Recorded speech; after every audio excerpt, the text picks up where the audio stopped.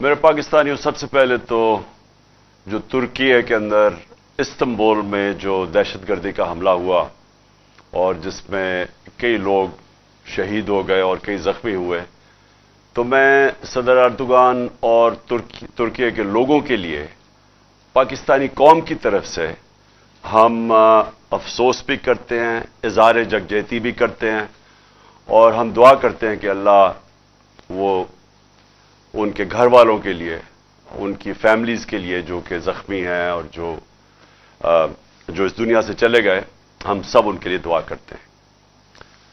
دوسری چیز، ابھی ورلڈ کپ کا فائنل ختم ہوا اور مجھے اس چیز کا علم ہے کہ میری قوم ایک صدمے سے گزر رہی ہے، کیونکہ ہم سب امید لگا کے بیٹھے تھے کہ انشاءاللہ اس بار ہم ورلڈ کپ جیتیں گے۔ تو میں دو تین چیزیں اپنی پوری بات کرنے سے پہلے میں اپنی قوم سے کہنا چاہتا ہوں کہ دیکھیں، سب سے پہلی کہ ہار جیت ہوتی ہے۔ ٹیم، جو میں اپنی ٹیم کو کہتا تھا کہ آخری گیند تک لڑو، پوری کوشش کرو، لیکن جب ایک رزلٹ آ جاتا ہے اور انسان نے پوری کوشش کی ہوتی ہے تو پھر یہ انسان کہتا ہے کہ جی اللہ کی مرضی ہے۔ اور یہ ہمیشہ میرا اسی میں سوچ تھی کہ ہم بڑی ٹیم نے جان ماری، اور خاص طور پہ جس طرح وہ آخری گیند تک کوشش کرتے رہے، لیکن جو انسان کے ہاتھ میں نہیں ہے، وہ شاہین افریدی کو وہ انجری ہو گئی، تو اس کا تو کوئی کچھ نہیں کر سکتا تھا، اور بدقسمتی سے اس ٹائم پہ ہوئی جبکہ اس کا وہ بہت امپورٹنٹ مرحلہ تھا اور وہ فرق پڑ سکتا تھا۔ میں نہیں کہتا جیت سکتے ہیں، لیکن وہ اس ٹائم پہ تھی کہ گیم چینج ہو سکتی تھی۔ تو وہ خیر، ہم ساری قوم مبارک دے پاکستان ٹیم کو جس طرح وہ فائنل میں پہنچی ہیں۔ میں خاص طور پہ آج کہنا چاہتا ہوں کہ جو ہماری فاسٹ بولنگ اٹیک ہے، آج میں یہ کہہ سکتا ہوں کہ جو میں نے دیکھا، بڑی دیر کے بعد کرکٹ دیکھی، دنیا میں بہترین فاسٹ بولنگ اٹیک ہے۔ ہم دعا کرتے ہیں کہ شاہین افریدی جلدی سے پوری طرح فٹ ہو، لیکن بہترین اٹیک ہے۔ ہمارے پاس بابر اعظم ایک ورلڈ کلاس بیٹسمین ہے، اور میرے خیال میں یہ اس دنیا کا سارے بیٹسمین کو پیچھے چھوڑ جائے گا ماشاءاللہ، جس طرح یہ آگے بڑھ رہا ہے، اور بھی بڑی اچھی ہماری ٹیم میں پرومسنگ ہیں۔ تو انشاءاللہ ہمیں اس میں سے مایوس تو ہم ہیں، لیکن ہمیں دیکھنا چاہیے کہ ہم ماشاءاللہ وہ ٹیم ہے پاکستان جو کہ دنیا کی اب ٹاپ ٹیم میں گنی جاتی ہے۔ اب میں آ جاتا ہوں جو ہماری اب مارچ ہو رہی ہے۔ کئی لوگ کہہ رہے ہیں کہ جی بڑی آہستہ آہستہ مارچ جا رہی ہے۔ آہستہ تو مارچ نے جانا ہی تھا۔ جب ایک حملہ ہوا وزیر آباد میں اور سب کے سامنے ایک مجھے مارنے کا جو پوری سازش تھی، تو اس کی وجہ سے جو ہوا وہ تو مارچ نے آہستہ ہونا ہی تھا۔ اور میں یہ مارچ کا پہلے آپ ساری قوم کو بتا بھی دوں کہ یہ کیوں ہے، کہ اس کے اوپر بڑا پروپیگنڈا ہو رہا ہے کہ جس طرح پتہ نہیں کیا ہم ملک پہ ظلم کر رہے ہیں۔ اپنی قوم کو یاد کرانا چاہتا ہوں کہ میرے 3.5 سال میں 3 لانگ مارچز ہوئی، بلکہ ایک چوتھی ہوئی تھی جو کہ راستے میں رک گئی تھی۔ 4 ہوئی تھی لانگ مارچز۔ تو کیا وہ غیر جمہوری چیز تھی؟ پوری انہوں نے کوشش کی گورنمنٹ گرانے کی، مقصد چاروں کا ایک ہی تھا، NRO لینا، یعنی میں عمران خان کو اتنا بلیک میل کریں کہ وہ ان کے کرپشن کیسز ختم کر دیں۔ تو یہ جو لانگ مارچ ہے یہ اس سے بالکل مختلف ہے۔ عمران خان کوئی اپنے کرپشن کیسز نہیں ختم کروانے کے لیے کر رہا۔ یہ ملک کے لیے بہت ضروری ہے کہ اس وقت ہم اپنا جمہوری حق، پرامن احتجاج ہمارا جمہوری حق ہے، ہم اس کو استعمال کرتے ہوئے ہم اس ملک کے اندر صاف اور شفاف الیکشنز کروائیں۔ میں ساری اپنی قوم کو کہنا چاہتا ہوں کہ 7 مہینے سے میں کہہ رہا ہوں کہ جو ایک یہ رجیم چینج سازش ہوئی، جو ہینڈلرز نے اور یہ سازشوں نے مل کے حکومت گرائی ہماری، میں یہ تب سے کہتا جا رہا ہوں کہ ان سے نہ سنبھالی جانی تھی، کیونکہ ان کا ماضی 30 سال سے تو یہ 2 خاندان ملک کے اوپر بیٹھے ہوئے ہیں۔ تو اگر انہوں نے کچھ کرنا تھا تو 30 سال پہلے کر لیتے۔ ان کے دور میں تو بنگلہ دیش بھی آگے نکل گیا، ہندوستان بھی ہمارے سے آگے نکل گیا، उससे पहले हम इन सबसे आगे थे 90 की दिहाई तक। तो इन्होंने अगर कुछ करना होता तो कर चुके होते। तो इनको जब जिन्होंने भी लेके आया और हैंडलर्स ने बैठाया हमारे ऊपर, मैं तो 7 महीने से कह रहा हूं कि ये मुल्क को तबाही की तरफ लेके जा रहे हैं। मैंने माइशत के ऊपर बताया कि इनसे नहीं संभाली जाएगी, क्योंकि जो माइशत छोड़ के गए थे वो तो पाकिस्तान को दिवालिया निकाल के गए थे 2018 में। तो अब इन्होंने कैसे ठीक करनी थी? जो एक मुल्क के माइशत को तबाह करें वो ठीक तो नहीं कर सकते। जो मुल्क के इदारे तबाह करें, दुनिया की तारीख में वो जो इदारे तबाह करते हैं वो ठीक नहीं कर सकते।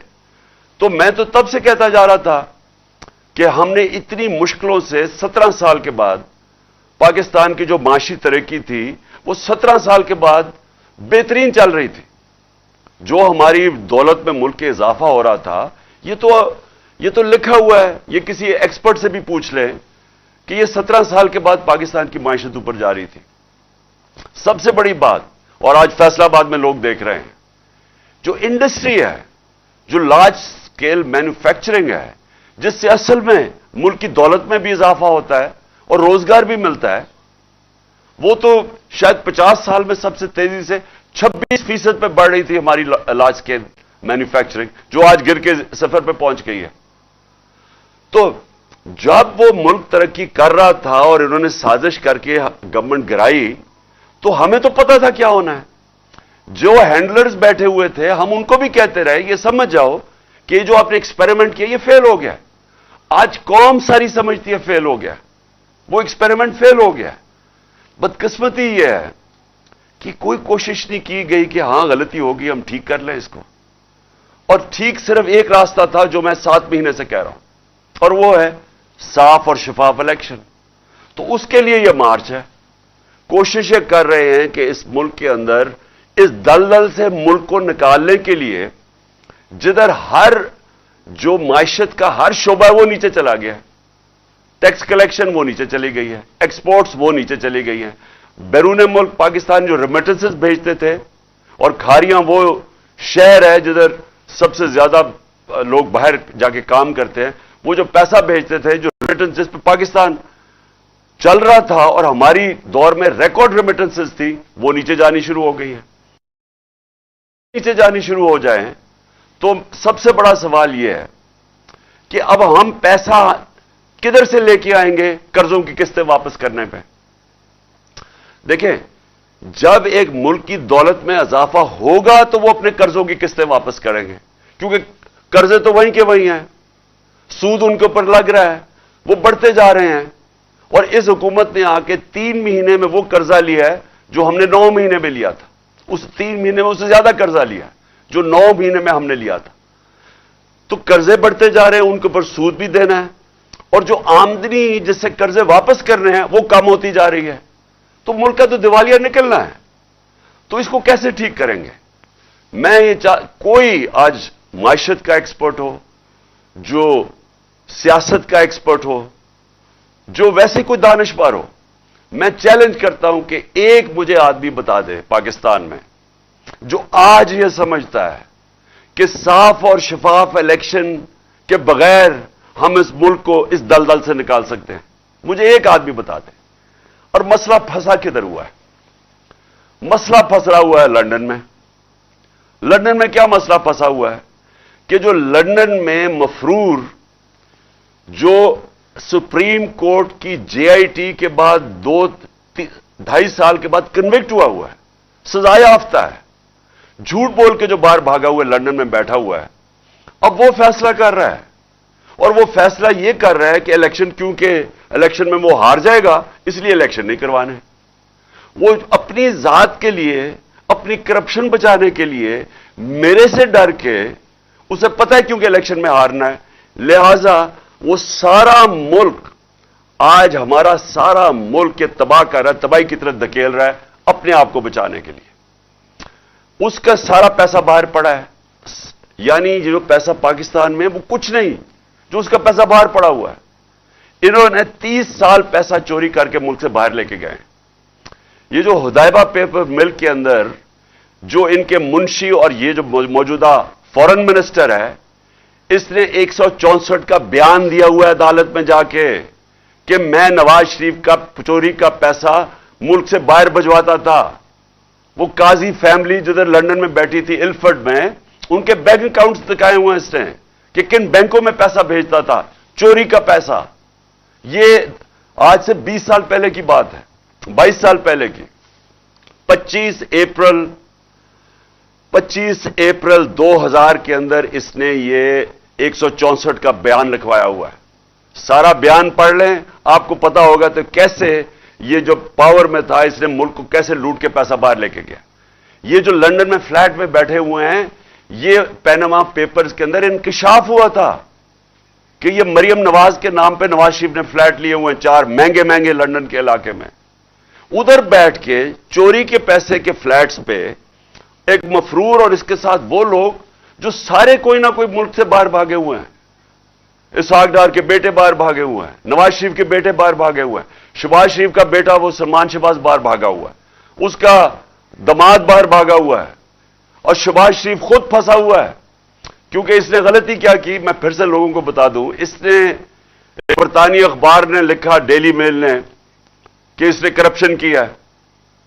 اس نے ہمیں دکھانے کے لیے پاکستانیوں کو کہ میں نے نہیں کی، اس نے ان کے اوپر ہرجانہ کر دیا. اس نے بجائے ڈرنے کے، وہ ڈیلی میل نے باقاعدہ بتا دیا کہ تم نے یہ چیزیں تمہارے خاندان نے چوری کیا ہوا ہے. اس نے سمجھا کہ اچھا یہ جب آگے بڑھے، اس نے تو صرف شو کے لیے کیا تھا. وہ اب لندن میں کیس لگ گیا ہے، 2 دفعہ یہ گیا نہیں، اب تیسری دفعہ جج نے اس کو بلا لیا ہے. 1 کروڑ 1.5 کروڑ روپے کا فائن ہو گیا اس کے اوپر. تو یہ بیٹھ کے جو کہ اب لندن کے اندر اس نے ڈیلی میل میں باقاعدہ بتایا کہ انہوں نے کس کس طرح کی کرپشن کیا ہے. یہ لوگ اس ملک کے مستقبل کا فیصلہ کر رہے ہیں. یہ بیٹھ کے فیصلہ کر رہے ہیں کہ آرمی چیف کون بنے گا. یعنی وہ لوگ جنہوں نے زندگی میں کوئی دیانتداری سے آج تک فیصلہ نہیں کیا، ایک آدمی میرٹ پہ نہیں رکھا، ان کے خاندان سب سے پہلے آتا ہے پھر میرٹ آتی ہے. انہوں نے وہ لوگوں کو اوپر لے کے آئے آج تک جن کو یہ رشوت دے سکیں، جن کو منہ بند کروا سکیں. عہدوں کے اوپر دیکھیں، بڑے بڑے عہدوں کے اوپر یہ کون بٹھاتے ہیں؟ میرٹ پہ نہیں لوگ آتے، جنہوں نے میرٹ پہ کوئی کام ہی نہیں کیا اور مقصد صرف ایک ہوتا ہے کہ ہمارے چوری کا پیسہ بچے گا کیسے اور چوری ہم کریں گے تو روکے گا کون کیسے، وہ لوگ بٹھاتے ہیں. اب یہ پاکستان کے آرمی چیف کا فیصلہ کر رہا ہے لندن میں بیٹھ کے، اور یہ فیصلہ کر رہا ہے کہ کیونکہ الیکشن ہم جیت نہیں سکتے لہذا ہم نے الیکشن نہیں کروانا. باہر میں جائے پاکستان، ملک کی معیشت نیچے جائے، جو بھی ملک ہو جائے، ان کو کوئی فرق نہیں ہے کیونکہ لندن میں بیٹھا ہوا ہے، پیسے اس کے لندن میں ہیں. جب مشکل پڑتی ہے لندن بھاگ جاتا ہے، ساری فیملی لندن بھاگ جاتی ہے. ان کے لیے سب سے بڑا عذاب ہوتا ہے کہ ہمیں ای سی ایل پہ ڈال دیا. میں ان کو کہتا ہوں کہ مجھے ای سی ایل پہ ڈالو. مجھے کیوں نہیں ای سی ایل پہ ڈال؟ کیونکہ میں نے باہر جانا ہی نہیں ہے، میرے باہر پراپرٹیز نہیں ہے، میری کوئی باہر بینک اکاؤنٹس نہیں ہے، مجھے کیا فرق پڑتا ہے ای سی ایل میں ڈال. ان کے لیے عذاب ہو جاتا ہے. شاپنگ ادھر کرنی ہے، علاج ادھر کرنی ہے، عیدیں ادھر بنانی ہے، اور بزنسز ادھر کرنی ہے، انویسٹ ادھر کرنا ہے، اور ادھر پاکستانیوں کہہ رہے ہیں کہ پاکستان پیسہ بھیجو، اپنا سارا پیسہ باہر رکھا ہوا ہے. تو یہ سب سے پہلے لانگ مارچ کا یہ بھی مقصد ہے کہ قوم کو ہم جگائیں کہ ہو کیا رہا ہے ہماری قوم کے ساتھ. دیکھیں، ملک سمجھ جائیں، یہ پاکستان ملک 22 کروڑ کا ہے، اس کی 68% آبادی 28 سال کی عمر سے کم ہے. اگر ہم نے ان لوگوں کو صحیح آئینی طور طریقہ نہ سکھایا احتجاج کا، یہ سری لنکا کی طرف نکل جائیں گے. کیونکہ نوجوان تو اب سمجھ بیٹھا ہے، سوشل میڈیا پہ نوجوان آ گیا ہے. جتنا مرضی آپ میڈیا بند کریں، جتنے مرضی پابندی لگائیں، جتنا مرضی ڈرائیں ان صحافیوں کو، سوشل میڈیا تو چل رہا ہے اور نوجوان سارا سوشل میڈیا پہ ہے اور ان میں شعور آ چکا ہے اور وہ دیکھ رہے ہیں تماشا کیا ہو رہا ہے پاکستان سے. شکر کریں کہ ہم لانگ مارچ اور آئین کے بیچ میں رہتے ہوئے ہم اپنے سارا یہ جو اس عوام کا غصہ ہے وہ ہم اس طرح لے کے جا رہے ہیں، پرامن احتجاج پہ لے کے جا رہے ہیں. شکر کرنا چاہیے. 7 مہینے سے بار بار عوام آپ کو بتا رہی ہے ساری قوم کو کہ عوام نے یہ جو چوروں کو ہمارے اوپر مسلط کیا سازش کے تحت، قوم ان کو مسترد کر بیٹھی ہے۔ الیکشن میں یہ بتاتے ہیں، جو با الیکشن ہوتا ہے اس میں وہ بتاتے ہیں، جو جلسے ہیں کبھی ایسے ہوئے ہی نہیں ہیں۔ مارچ میں جب پبلک نکلی وہ بتا رہی ہے، سمجھا تھا کہ میرے بغیر کوئی نکلے گا نہیں، لانگ مارچ میں دیکھ لیں پبلک نکل رہی ہے۔ تو پبلک تو بتا رہی ہے کہ ہم یہ جو آپ نے سمجھا ہمیں بھیڑ بکریوں کی طرح، یہ بھیڑ بکری شعور والے لوگ ہیں اور یہ آپ کو ایک سگنل دے رہے ہیں۔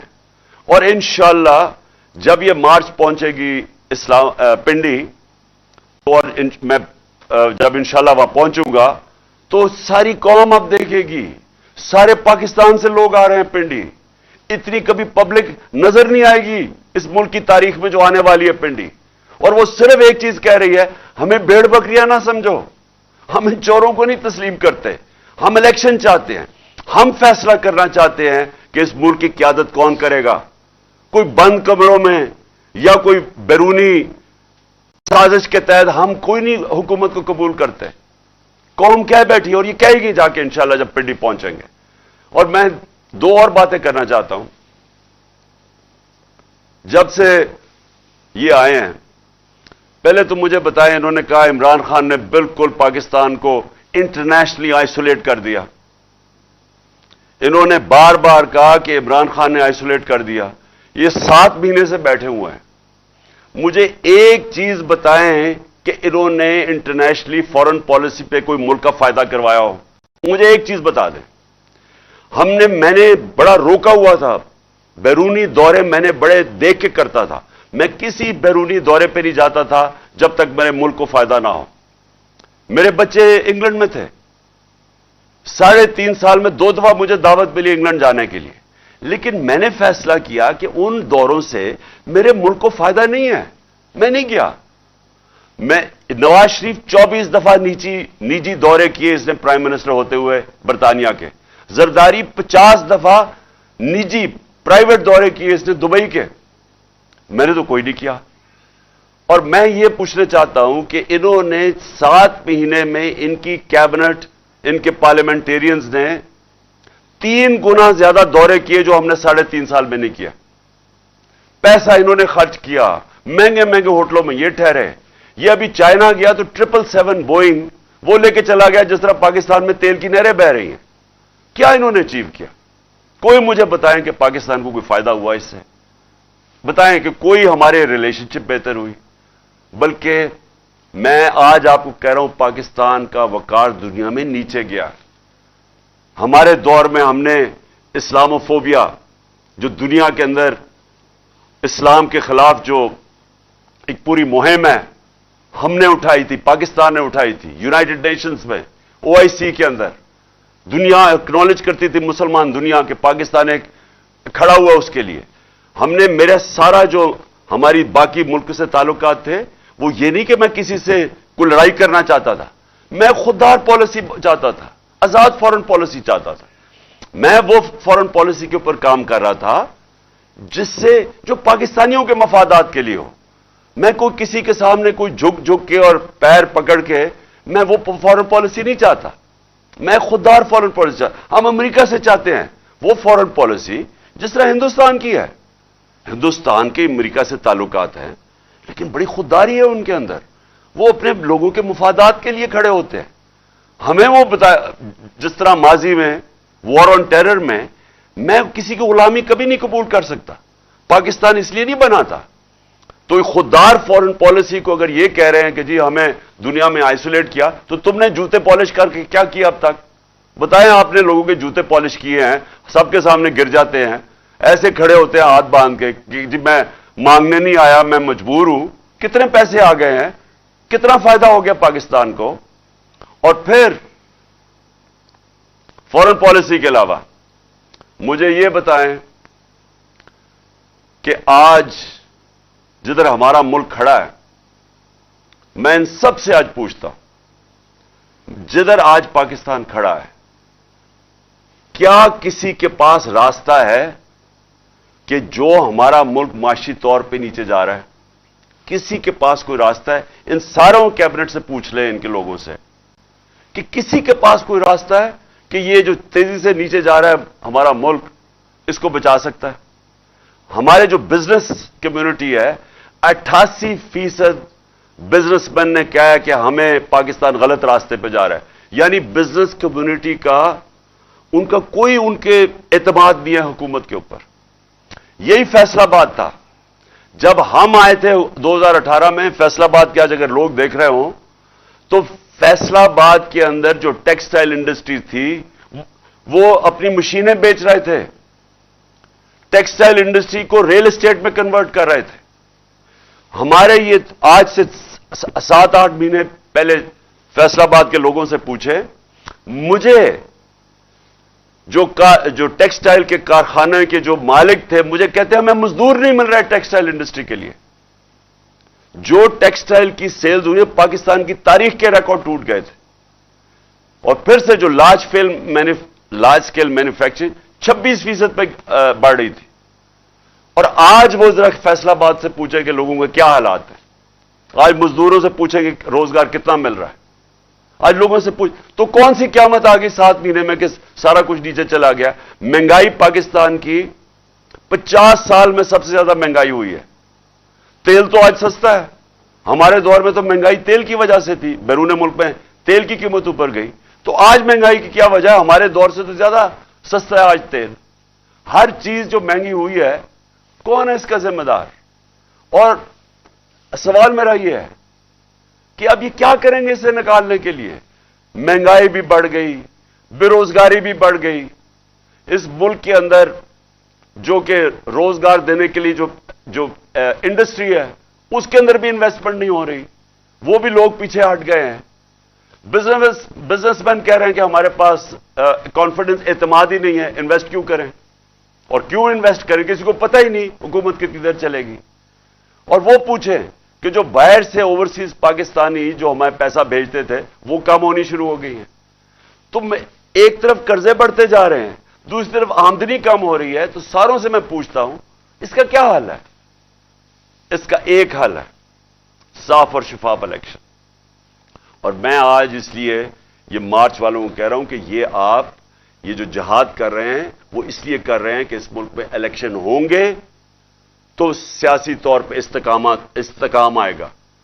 سیاسی استحکام آئے گا تو معاشی استحکام آئے گا.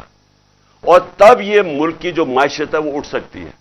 اور جتنی دیر یہ کھینچتے جا رہے ہیں، الیکشن نہیں کروا رہے ہیں، کیونکہ وہ جو لندن میں بیٹھا ہوا مجرم ہے وہ ڈرا ہوا الیکشن سے، اور وہ اپنے آپ کو بچانے کے لیے وہ ملک کو داؤ پہ لگا رہا ہے، ہمارے مستقبل کو داؤ پہ لگا رہا ہے. اور یہ وقت ہے کہ ہم ساری قوم کو میں کہہ رہا ہوں کہ اس میں شرکت کریں. دیکھیں، الیکشن صاف اور شفاف الیکشن ہمیں چاہیے اور ہمیں انصاف چاہیے. اور میں آخر میں اپنی عدلیہ سے پوچھنا چاہتا ہوں کہ ساری قوم آج آپ کی طرف دیکھ رہی ہے. میں اپنے ریسپیکٹڈ آنریبل چیف جسٹس سے کہنا چاہتا ہوں کہ قوم آج آپ کی طرف دیکھ رہی ہے. ابھی ساری قوم نے یہی دیکھا کہ انہوں نے پاکستان کا پرائم منسٹر نہیں دیکھا شہباز شریف. عدالت نے کہا پیش ہو، 8 دسمبر کو کہا کہ آگے عدالت میں پیش ہو. اس لیے وہ ملک آگے نکل جاتے ہیں. کوئی قانون سے اوپر نہیں ہے. یہاں اسی شہباز شریف کو سزا ہونے والی تھی. وہ جو FIA کا کیس تھا مقصود چپڑاسی والا 16 ارب کا، اس کو سزا ہونے والی تھی، وہاں سے بھی بچ گیا. سارے گواہ بھی مارے گئے، 4 گواہ مارے گئے، 1 انویسٹیگیٹر مارا گیا، کسی نے نہیں پوچھا. اس کے بعد جو بھی پاکستان کے اندر اب ہم دیکھ رہے ہیں، لوگ سوال پوچھ رہے ہیں کہ ارشد شریف کا، کہ دیکھیں ارشد شریف لوگوں کے دلوں میں بیٹھ گیا جا کے، کیونکہ ساری قوم کو پتہ ہے کہ اس کو پوری طرح اس کے خلاف ہر قسم کی کارروائی کی گئی. ساری قوم نے دیکھا کہ وہ اپنے موقف پہ کھڑا رہا. وہ بار بار سچ، جو انویسٹیگیٹو جرنلسٹ ہے جس کا کام ہے رائے حق پہ کھڑا ہونا، وہ اپنے موقف پہ کھڑا رہا. اور بار بار دھمکیاں ملتی گئیں. ساری صحافی برادری کو پتہ ہے کہ اس کی جان خطرے میں تھی، اس کے باوجود وہ کھڑا رہا. آخر میں ملک سے باہر گیا. اور جو اس کو قتل کیا گیا ملک سے باہر، ساری قوم کو تو اعتماد ہی اب کسی کے اوپر نہیں رہ گیا. اس گورنمنٹ کے اوپر اعتماد رہے گا جس کو وہ بے نقاب کر رہا تھا، یا اسٹیبلشمنٹ کے اوپر جو وہ بات تنقید کر رہا تھا، وہ تو نہیں انصاف دے سکتے. تو اس لیے چیف جسٹس صاحب، آپ کو ارشد شریف کو انصاف دینا پڑے گا، آپ کو اعظم سواتی کو انصاف دینا پڑے گا.